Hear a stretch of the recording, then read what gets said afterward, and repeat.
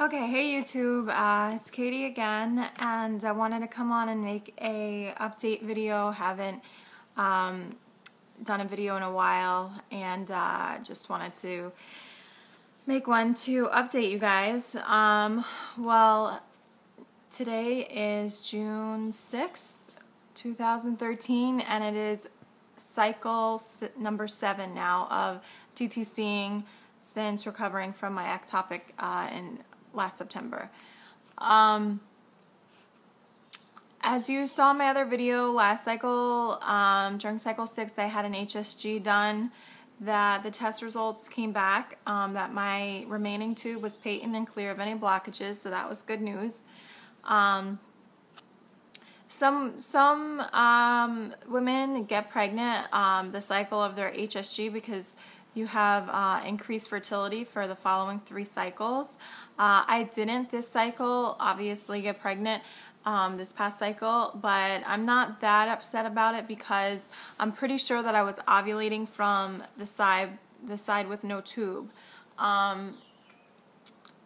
Because this cycle before the HSG, I had an ultrasound done, and that ultrasound showed that I was ovulating from my good side. So kind of just figure that this past cycle I was ovulating from the left side, which is the side without a tube, and so I'm not, so upset that I didn't conceive. Obviously I wish I had, but I think it's kind of to be expected. I know you can get pregnant from your tubeless side because your remaining tube can catch the egg.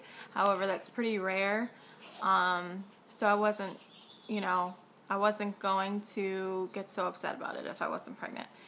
However, the cycle before the HSG, I also had a 21-day progesterone level taken, which is they do it at 7 days post-ovulation, which is when your progesterone is supposed to be the highest in your cycle.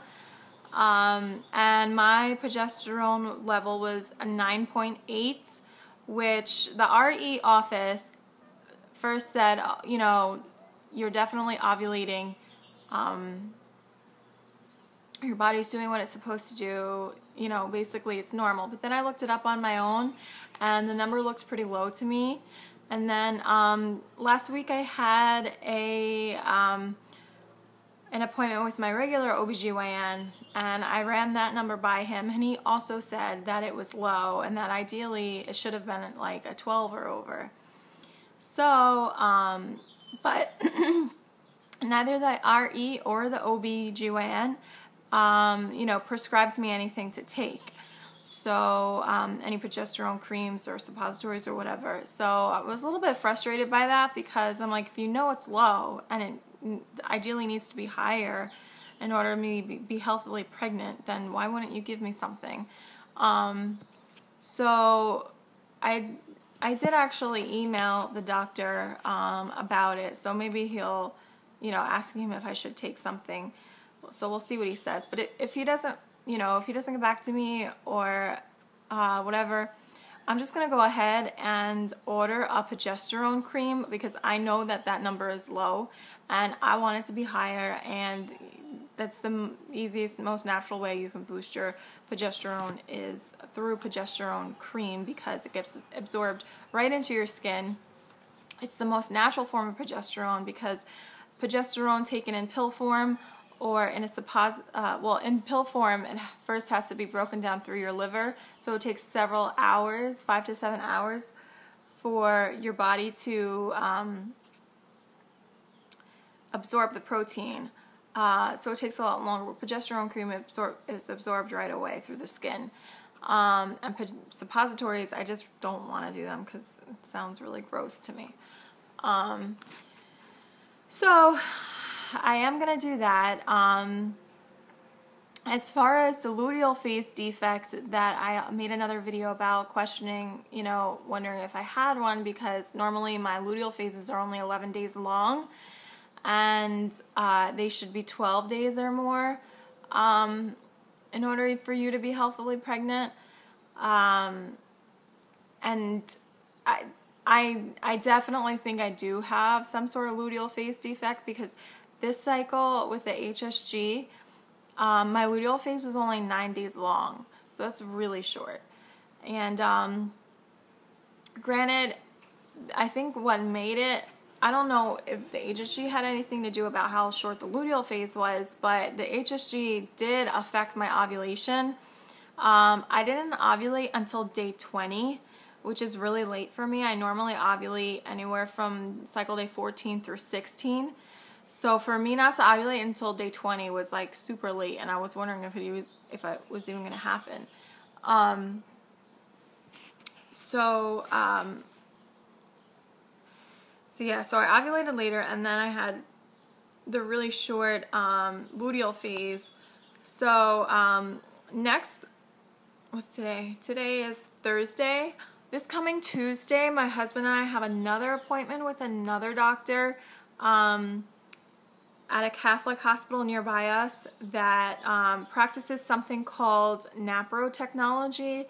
And NaPro technology is natural procreative technology. And in case if you didn't know, the Catholic Church as a whole does not permit IVF or IUI because it's not natural. And obviously, like most people know, they don't permit birth control or anything like that. I'm not Catholic. I am Christian. Actually, I was raised Catholic, but then I later just became non-denominational Christian.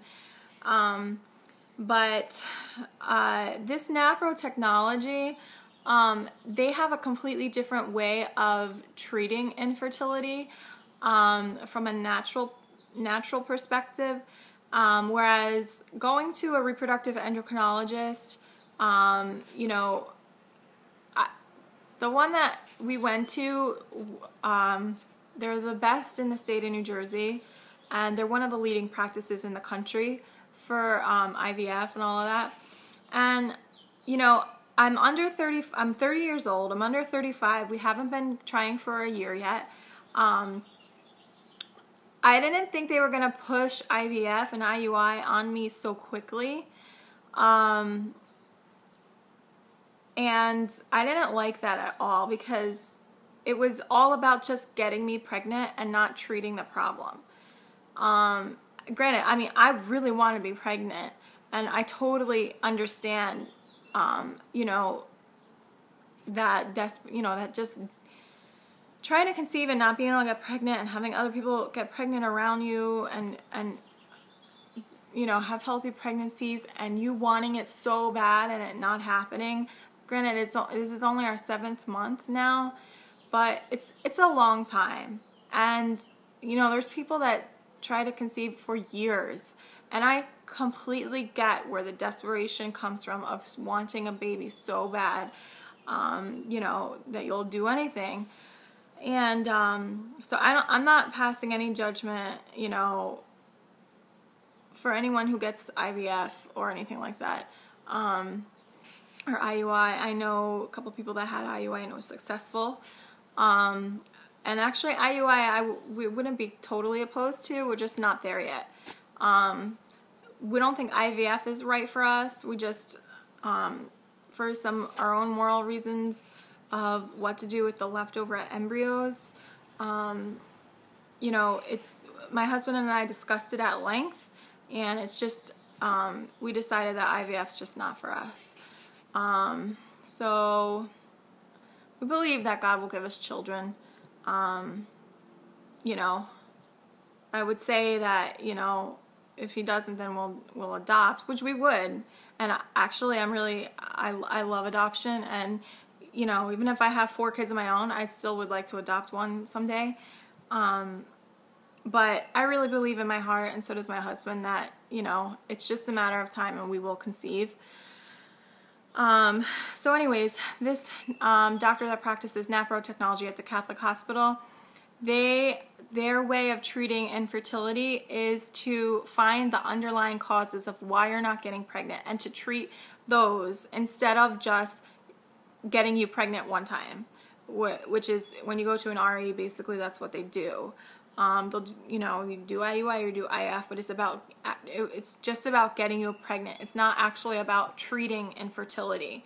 So the way that NaPro technology approaches it is treating the causes, the factors of why you're not getting pregnant naturally.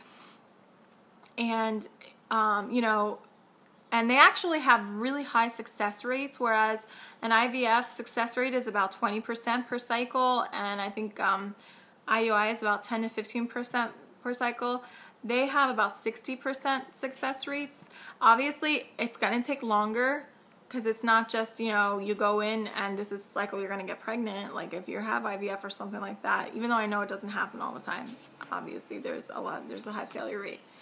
But the NaPro will probably take longer, but in the long run, by treating the reasons for infertility, you can essentially go on after you have, you know, the first baby or, you know, the second baby or whatever. You can go, if the reasons for infertility have been corrected, you can go on to have as many children as you want, or, you know, as you can.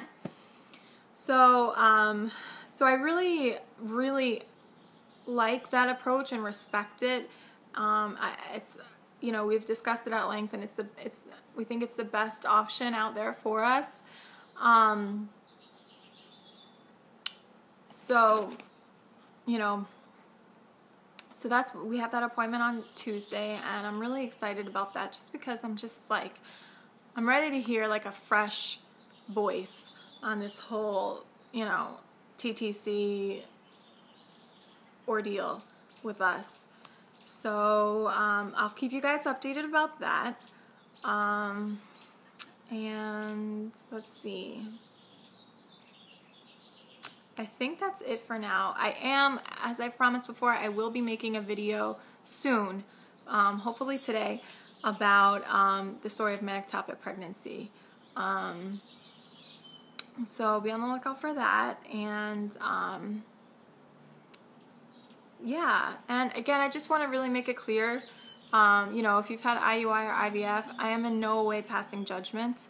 I was just explaining, you know, my situation.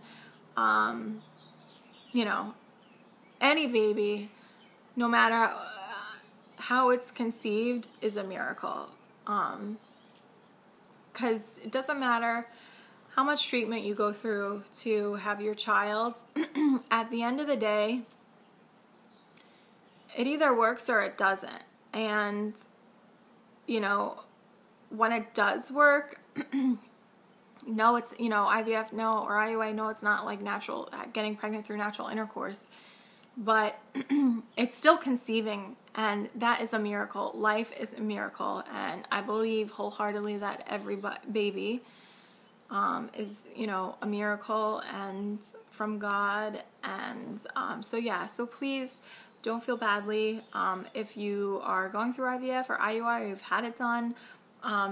Again, just because, you know, IVF is not something that we're going to do personally, I'm not passing judgment at all. And so yeah, so anyways, I wish everyone a good day and hope you're all having a good month, and hope to see a lot of BFPs this month. And yeah, so I will catch up to you later. Take care. Subscribe to my channel, please. Bye-bye.